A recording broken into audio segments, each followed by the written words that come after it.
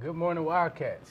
Welcome to this week's segment of Sports Corner. I'm your host, Eric Hightower, here with my co-host, Curtis Killings, Good morning. CJ Wilson.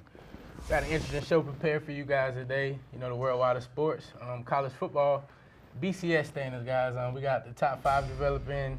Teams are stepping up and emerging into them number 1, number 2, number 3 spots. How do you guys feel about the BCS standings as of right now? Right now, we with the Big Four. Who we got, man? We got Alabama, we got Oregon, Florida State, and Ohio State, man. Let's talk about these 4 teams right here and where they standing at. For me, I feel like it's really a top 3 that's kind of battling it out with Alabama, Oregon, and Florida State. And just to give you some little background on Florida State, man, because for some reason the computers feel like it should be number 3. But I mean, Oregon did just play a tough Stanford team that was in the top 15, and Florida State had easy out with NC State. But the last three outings, 163 points to the opponent's 31 points. Exactly. Florida. Just imagine that. Right. Well, and two of those opponents was ranked in the top 25. Right. So the reason I said Big Four, I didn't want to count Ohio State out. No, they are undefeated. undefeated. You know, they have a great coach there. They come from a good program. Braxton Miller, he's he's a top Heisman candidate. So you know, Ohio State with them, they're being an undefeated team. I just want to start from that number 4 spot. You know, they had a big win versus Penn State coming in. Florida State, me as well. I do feel like they should stand at the number 2 spot. You know, beating NC State, they have to face their opponents, Miami, this upcoming week. And Miami, right now, they stand undefeated under the ACC. And Oregon, reason why I feel like, you know, Oregon, they're playing good football over there. They have a great Heisman candidate, the quarterback, Marcus Mariota. That program, they're still running under the undefeated team. Even though that they lost their coach from last season, I still feel like Florida State, that them being under the big lights with the big win that we all seen them play against Clemson, I still feel as that they should just be ranked within that number 2 spot. Not taking anything away from Oregon, but just where the standing is and like where we want to lay the facts at. But what we seen through each player, like the players put on, we seen the performance that these players have putting out there. And that's why I feel like Florida State has put on the bigger performance under the bigger lights. That's why I feel like they should be put at the number 2 spot. It's just with BCS standards in general, it's just like from the fans aspect, we have to understand that it's all computer generated. It's about the toughness of your schedule, the athletes, your depth chart, the seniors, what guys are getting what stats. Like all that determines your BCS standings. So as for right now, I would say up to this point in the season, it's about as accurate as it could be with substituting that number 2 and 3 spot. Nah, because at the same time, I'm not sure why people have Alabama in the clear-cut number 1. They're going off just the past couple of years. Now, Alabama only faced 2 ranked opponents, in Texas A&M, in which it was a very close game. They could have lost that game. Until Ole Miss was ranked number 25. Florida State has faced the number 5 team in the country in Death Valley and dismantled them. So I mean, why Florida State can't be number 1 or why Oregon can't be number 1? Alabama's resume is really weak. Their schedule is one of the weakest in the SEC. Go ahead. With the rankings, you got to think, bro. Politics and hype have a lot to do with it. I believe it's just the fact that Alabama's won 2 of the last 3.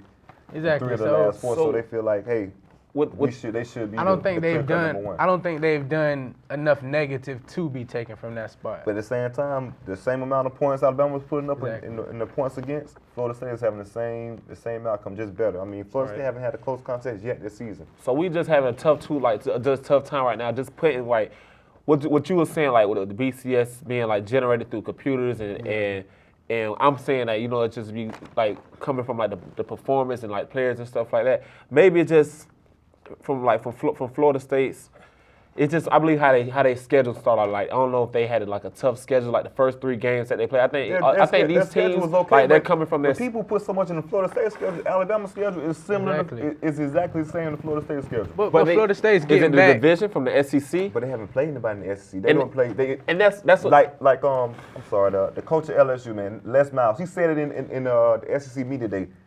LSU have to play the big dogs in the SEC. Alabama has a cupcake schedule. They have to play Texas A&M and they have to play LSU. Auburn's pretty good this year, but nobody thought Auburn's would be good. They don't have to play.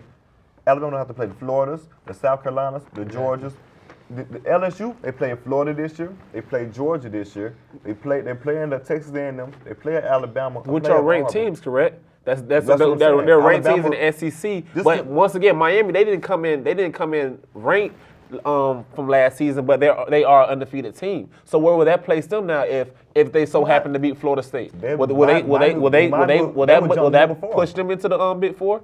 Without a doubt. I mean, they beat the most dominant they team didn't come in the in. country They didn't come in ranked into their schedule of them playing Florida State. Now. They're already number 7 now, so that preseason doesn't mean anything. Like you have teams that come in Florida was top 10 team, for instance. They lost 3 games, so that the preseason. It's all about hype. That's what you do. And like Baylor, they wasn't even ranked in the top 25. They're number 6 now, undefeated with a chance at the national championship also. Exactly. So I mean, it's all what you've done so far. So where are we summing this up with? Are these teams, are they being ranked through their schedules? Is it just the politics? Is it the BCS? Like I want us to all just see like be here on the same page to where we all strength of the team schedule is what gives the team its ranking. And also resumes, like you say, you have a team like Alabama who's won multiple championships and whatnot. So they're the reigning champs. Exactly, but I mean, like once again, I mean this is a different year, and the most dominant team so far in college football has been Florida State without a doubt. Yeah, well, one thing is for sure, when you bring these BCS standings into light, it is controversy and difference of opinions, but at the end of the day. And like I said from previous shows, I do want to see that ACC and that SEC matchup still come within our BCS championship and let the number 1 and number 2 team get there. Because Florida State, they're going to go in. Hey, the facts is saying we know how each player goes out there and they're going to perform. Florida State, they're going to move up to number 2. But at the same time, it's still early. It's just the second week of the BCS race. So True. Florida State has plenty of time to prove itself. They have the number 17. And they are. They have proven. They have proven themselves. They have Miami coming up, the number 7 team in the country. They have the Florida team who's tough, SEC opponent in the swamp, and also they had the ACC championship coming up. So it's still a long season. We're just in the second week of the rankings. Right. The BCS that when they create these rankings, this is what they want to create: controversy and arguments between who has the best. That's why they released the it. system and going to the playoffs. Exactly. This will be the perfect season for the playoffs. The top 4 teams we have with Alabama, Oregon, Florida State, and Ohio State. Is the BCS going to be able to put that playoffs in there because we have been through next year? Yeah, we've been through previous situations where a couple teams been undefeated like this earlier within the years, but we still been asking for that playoff. So that's about the playoffs will answer all questions. Right, big things to come in college football, but in the NFL we got some big wide receiver controversy right now with Dez Bryant and Calvin Johnson. Yeah. The battle of the best. These guys are putting out some of the best stats. Calvin Johnson had the best game of his career, the best game by a far receiver could have ever had in his career. 6 yards shy away from the record. 14 catches, 329 yards. In the touchdown. But here's the big problem. Look at Dez Bryant. He's running on the sideline because he's not getting the ball, and that's selfish. I mean, you got to control yourself, man. You're supposed to be a better NFL player, a leader on the team. And it's like when you're the best, it's not just on-field play. It's off-field play and the way that you conduct yourself. And Dez Bryant is still a young receiver, so I think the same way T.O. and Chad Johnson, all of them had to go through that progression stage where they grew up and found themselves as men and not just football players. But Dez Bryant, I don't know if he's done enough yet to even be in that conversation with Megatron. He put so much pressure on himself this week by saying that, hey, I can do the same thing he is. I'm the best receiver in the league. Yes, I believe that's what I had heard, that it was like earlier comments. They say Calvin Johnson, he didn't necessarily get into it. No, Dez said Calvin's great, but I feel like I can do the same thing as he do. I feel like I'm the best receiver in the league, which is blasphemy. This guy last year, Calvin Johnson broke Jerry Rice's record for the most receiving yards in the season. 1,900 receiving yards. I mean, come on. This guy last night, he had a quarterback game last night, 329 yards. That's crazy. Dez Bryant had 72 yards on the touchdown, but I believe the only reason, if Dez Bryant would have lost the game and he had he didn't care if they won or lost. If they'd have won or lost and he had better numbers than Calvin, we wouldn't have no problems on the sideline. But I think that ties in with a lot because we've all seen Dez Bryant. He's been hard on himself. It's the same guy that put his hands with his mom now. That's the same guy that put his hands with his mom. Which is true, and he's built himself, and like I was saying, he's came in as a hard player on himself by putting the restrictions on him, and he just goes through different things as a younger man that's progressing to the NFL. Not saying that has anything to do with his on-field actions and the thing. Like I'm not. You can't fault that because you got people like you can't fault him. Thomas, the receiver from Denver Broncos, who carry himself with Grayson Nexon, but his background, his mom and grandma is doing life. Well, his grandma's doing life in prison from trafficking cocaine. His mom is getting out next year for selling cocaine. So it's not like, so you can't really just, I don't feel like those actions shouldn't be shown in front of, but I don't knock it from him because he just shows that's just the game and the aggression that he's bringing towards him. And there's ways that you condone that as a self, but you can't take that from here as a receiver. Like and Calvin Johnson, T.O., Chad Johnson, their attitudes. What were they known for? Tearing teams apart. Exactly. Why are they not? They're good. They're great players. They should still be in the league right now, but why aren't they?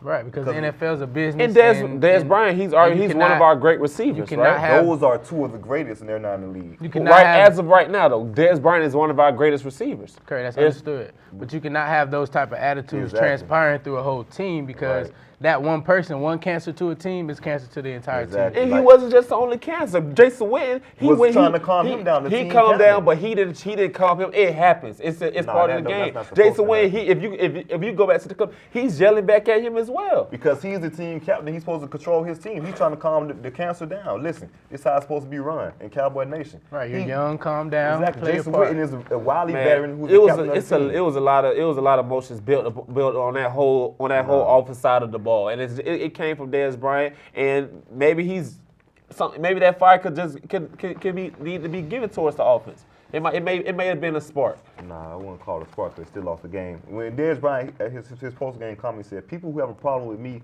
are the people that don't understand what's going on the field." So where's that saying from? Is he saying that from on the field, or is he saying from that off the field? On the field, well, of course, a player's going to say. He said he's a real passionate player. That's the right thing you're supposed to say. But something that you can't take away is what the players on the team are saying about you also. Exactly, and everyone's not making this up. Exactly. I just feel like, all right, outside of the attitude and the negativity about Dez Bryant right now, I just like last season on our show we talked about how Richard Sherman went at Darrelle Revis. He's the best in the game right now. I just like the competitiveness because a young receiver like that, sometimes you do have to step out of your character and go to that extent. If you feel like you're the best, you feel like you're the best. Exactly. It goes at every position though. It goes at. I'm knocking him for the way he's showing his emotion on his sleeve like that. You don't come at your teammates like you grind year round these guys. You build a rapport with these guys. You don't come at your teammates like that. If you feel like you're the best, prove you're the best. He has been proving. He has been putting up numbers and whatnot. But Calvin Johnson is on another level. But I don't knock him for saying he's the best. I knock him for. But Dez Bryant, he could have went out and did, because what I'm saying where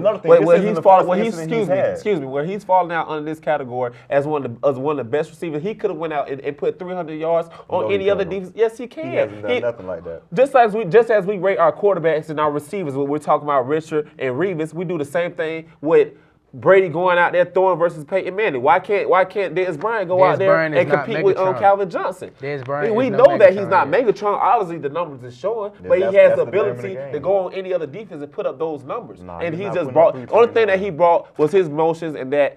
And for him and from him and Jason Witten, that whole offensive thing, all the motions was just brought within the wrong way. But Dez Bryant has the ability, and he's a competitor to go out and come out on any defense and put those numbers. Maybe it was a defensive scheme that he can't go up. He couldn't bring that to the defense side of the Lions. The Lions has a terrible defense. Still, man. So did the Cowboys. Exactly. That defense was horrible last night. One thing about it, but Dez Bryant, he's not over against whoever. I don't know, Calvin Johnson. Great performance by Calvin Johnson. I want to see just Dez Bryant competitors come in a better way. Just that's going to help his team. But I'm not taking anything from inside him on what he wants to go out there and do on the field. As Dez Bryant grows up, we'll see how he develops as a wide receiver and if it would be a positive or a possible without a doubt, he has a talent negative asset for the Cowboys. But let's take the angle to a more negative aspect. In college football, we have a university that's on a strike right now. The players are not agreeing to play. They're saying that they're living in arrangements. They actually played this past weekend. They ended that 1 week strike of not traveling and playing. But let's talk about Grambling University. Yeah, man. It's so much turmoil going on with the Grambling State Tigers. I mean, you have players who are going on strike because things are not being taken care of in the program the way they should. You have mold and mildew on equipment and facilities. Players refusing to travel because of that. You got players getting staph infection from the mold and mildew. Staph is very deadly. You could actually get killed from staph infection. And also poorly clean uniforms, which result in the staph infection. And when they should be flying on the away games, they're driving. I'm talking about taking 17 and 13-hour bus rides and playing the next day. It's real crazy in Tigerland over there. So you one of our you on the show with us and you played the college football and you've been through, you know how the athletics and just from all these affections that you name, it just to me it's just unacceptable. I understand you've been a player, and I'm pretty sure that that's something that you want to be on under anybody program, Exactly. or like it's just unexcusable, and I don't think it's fair. So you being a player, so do you like you just feel like it's just unfair to them? Exactly. It's totally unfair. I mean, you guys, the players put in so much work. First of all, you got to put your work in the classroom. And then the hours you put in with study hall, lifting weights, meetings, and then playing the game, it's ridiculous. So for players to get treated like this, and then for a university like Grambling, who is one of the best HBCUs, no, scratch that, one of the best college programs, period, in college football history. They have the most wins. The late, great Eddie Robinson has the most wins over Bobby Bowden and Joe Paterno. Right. So for a program like this to be going through something like that, it's ridiculous. And they do have a big game that I believe is down there in New Orleans where they play Southern University. And that's just as well as us. Our team that they go down there, they play Florida A&M University. Like they want to go out there and enjoy their bowl games and just go to each game. And to where they won't have to have all these infractions and stuff, and it's just simply unfair to the players and for them to go through these conditions as a student athlete, as he said, because CJ said that they put in the work off the field and in the classroom and have to go to this. There's pictures of their athletic facilities. It shows how bad it is. Just look at that. No college. This is worse than some high schools, man. This is ridiculous. Look at the weight room bench. Would you want to go prepare? Now check 1 second. This is the letter from the players. As a team, our goal is to build a solid foundation through teamwork and to make progress during this time here at Grambling State University. This is from the players that are speaking. And I just think that. I'm sorry. Okay. Unfortunately, there are certain factors that are hindering us from reaching our goals. We have concern with facilities. It's still rolling. Equipment, travel arrangements, summer camp arrangements, alumni association, and friends of football funding, and our head coach. So that sums it up. You have alumni who wants to give money. Boosters. Is that boosters who want to give money to the program, but they want to give their money to a certain area. That shows just a problem with athletics. They want to give their money. Say you want to give $300,000. Okay, only give $300,000 to build this new locker room. The boosters, I'm sorry, not the boosters, the athletic department and the compliance office don't want no check with something forwarded to. They just want to check with money, and they do what they want with the money. They won't want no check saying to Grambling State football for this certain area. They want the money just to go to them, and they do what they want with the money, which is a problem. It's definitely some negative things going on with the football program at Grambling. But the way I felt about the situation was, I just think about the whole recruiting process. When you go get these players out of high school and you bring them on college visits and you promise them all these luxuries and these type of lifestyle and all the attributes that come to playing college football, that's what you're selling, so that's what you should expect when you get there as a player. And if I was a player and I got to school and my living arrangements weren't up to par and I was having to ride buses when I know my opponents are traveling on planes, I would feel like that's something that I would want back. And I commend these young men because that's something hard to do, to all come together as one and all agree that this is what we're going to do. Without a doubt. And if we don't stand for this, then we're going to have to fall for what we've been going through. And I think that just takes a lot of poise and leadership on their behalf. Without a doubt, man. One thing about it, man, the Grambling State Tigers look like they're going to be going through some hefty NCAA sanctions. 0-9. Yeah, 0-9, and then with the players coming out like this, man, best believe the NCAA will be coming down and to check things out. Definitely. You guys ready to roll on? Roll it on. Top 5 plays of the week. No, we got we still. Yeah, we see the big game last night. Series, game, right? Big game 4. World Series. Yeah, the Cardinals and Red Sox are tied at a whopping 2-2. Great World Series. I think I'm gonna have the Red Sox maybe win this in Game 7. I just feel like even though these two teams have been in the World Series the most over the past 5 years, I just feel like the Red Sox have that extra what it is. Look at that. You have Big Papi. You have John Lackey, Clay Buchholz, John Lester. I mean, these guys are wildly vets, perennial all-stars, so I feel like they know what it takes to win, especially David Ortiz, who's on the way to a Hall of Fame career. But you can't count the St. Louis Cardinals. They have Carlos Beltran, who's also, keep it up, could be a Hall of Famer. And what you naming right now is big players. It's a big series on both sides. Big Papi. I've seen that he had got his dugout. Mm-hmm. He had got everybody in his dugout going on yesterday. And they say he gave a good motivational speaker. I mean, he gave a good speak inside of the dugout, and which helped lead his team. And we in game 5 tonight. So it's just. But see, one thing about it, man, big-time players make big-time plays in big-time games. Exactly. No matter what sport you It's a come to, big-time there's that one athlete that you're depending on to make that big play. Whether it's your running back in football, or your quarterback, or in basketball, your LeBron James and your Kobe Bryants. I feel like David Ortiz is just that. That closer, He's man. like that He has black that mamba mentality. of baseball. When He has he's up that to bat, mentality. everybody's on the edge of their seats in the stands. Yeah, He is what is designated hitter. Yeah, Exactly. ice cold in his veins, man. So right now we with Cardinals and the Red Sox 2-2. So who do you Game got was winning? 7. Who I wins Game like- 5 tonight, CJ? Game Game 5. 5. Game 5, I believe that the Cardinals win Game 5, and I have the Red Sox winning the next 2. Where we Game at 7. tonight? We in St. Louis? St. Louis tonight. I think they'll get things done at home. Yeah, so now I have the Red Sox winning the last 2 out, We going to go to a Game 7? without a doubt. And then Game who you 7. have overall? You say Red Sox gonna take it off. overall. Who do you have overall? Like as I was saying for tonight, the St. Louis Cardinals, they're gonna get things done tonight at home. But I like to see us go to the Game 7. I think I'm gonna go with CJ, man. I'm picking the Red Sox. They've been there. Boston's a championship city, championship town. It They're is. gonna They handle It's it. really title town in Boston. Yeah, Boston and those fans in Boston, they take those They're sports diehards. serious. Yeah, we got the Boston Celtics, the New England give me Patriots, a and the Boston Red Sox. impression. Exactly. Give me a Boston impression. E. I don't have one prepared for you guys today. But Let's roll on to the best part of the show. Some good, yeah. Just top 5s. I'm always so excited about this part, I skip other sections. Without a doubt. We got Terrence Williams of the Dallas Cowboys with a 65-yard touchdown. Break a tackle, get off me, son. Into the end zone he goes. Put that young man on a poster. He's saying that I'm here, Tony Romo. And you have Megatron. This is why they call him Megatron. When you 6'5", 235 and run the 4.3, you can do stuff like that. Welcome to my poster, son. Goes up over 2 defenders. Yeah. Mind you, Carr is a 6'2" corner. Can't coach that. You have Terrell Pryor. We all forgot he could run, huh? The longest run in the NFL history by the quarterback.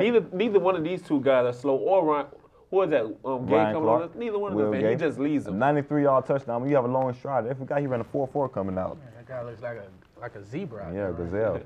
Dez Bryant, that guy we was talking about earlier, he could be one of the best without a doubt. Just wait over 2 defenders He just Strong's armored over the top. and act like it's nothing. He's that guy, man. That wasn't even the best back shoulder throw, and he just brought it over his own shoulder. If he could It's a control his one. motions, man, he could be one of the greats, man. We have the longest kick return in NFL history, Cordell Patterson. I'm not even sure why he took it out, but I guess it was the right decision. Kicker, we have no shot. Kicker showed a little wheels and heart there. Just not enough speed. Not enough speed. 109.7 yards. It can't get no better than that. Can that record be broken? Can't be broken. Maybe You have .3. take a little, Right. little off the white Yeah, in the back area. Exactly. How many more? You say 0.3? .3 yards. Your cleat That's is not like it. 0.3 yards. Maybe a toenail. Yeah, toenail. Exactly. Something interesting I just saw in that top 5. You guys were going back and forth about Megatron and Dez Bryant. It's just pretty ironic how they both end up on the top 5. No doubt about it. They're great receivers. Dez Bryant is arguably the second best. Top five Yeah, he's top plays. 5 without a doubt. 2 of our top 5 receivers. Without a doubt. Well, today we've discussed the BCS standings. That's very controversial right now. We don't know how that's going to end up. Dez Bryant, young man, you got to have a better attitude. If you want to be considered the best, you got to You have the conduct talent, yourself son. like the best. You have the talent. Keep it hard, young fella. Grambling, we're hoping that you guys Another can get big your controversy, Grambling. That's just facilities terrible. together, and I hope they can all get on one page because the Grambling football team has never been known for having a bad program. They've been known to be Let's one of just the wish best the in college best out to football. it. I just like the best wishes goes out to that athletic program, man, because just both Not staff the and athletic, students. not the athletic program. Just To the just players. the players and just the They're- players. That's what mainly counts to, man. The players. In baseball, we got the Red Sox going up against St. Louis Cardinals.